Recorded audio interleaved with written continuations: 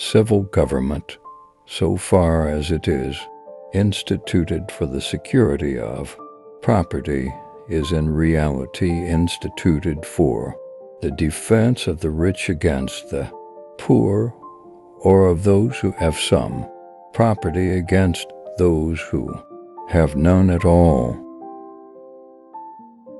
Science is the great antidote to the poison of enthusiasm and superstition. The first thing you have to know is yourself.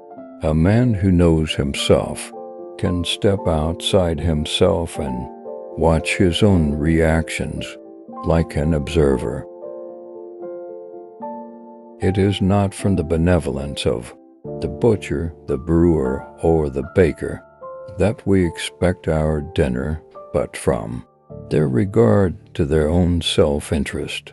We address ourselves not to their humanity, but to their self-love, and never talk to them of our own necessities, but of their advantages. Never complain of that of which it is at all times in your power to rid yourself. Mercy to the guilty is cruelty to the innocent. No society can surely be flourishing and happy of which by far the greater part of the numbers are poor and miserable. People of the same trade seldom meet together even for merriment and diversion, but the conversation ends in a conspiracy against the public or in some contrivance to raise prices. It is not very unreasonable that the rich should contribute to the public expense not only in proportion to their revenue, but something more than in that proportion. Virtue is more to be feared than vice, because its excesses are not subject to the regulation of conscience. Individual ambition serves the common good. Wherever there is great property, there is great inequality. All for ourselves and nothing for other people seems in every age of the world to have been the vile maxim of the masters of mankind.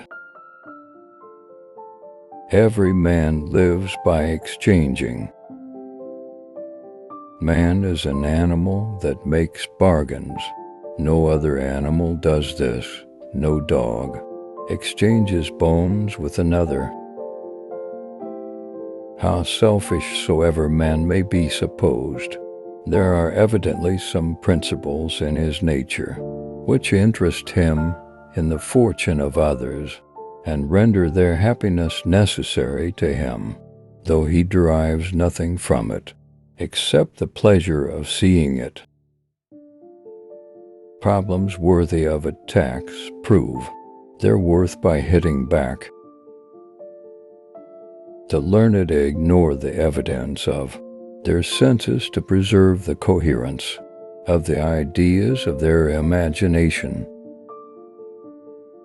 It is not from the benevolence of the butcher, the brewer, or the baker that we expect our dinner, but from their regard to their own interest.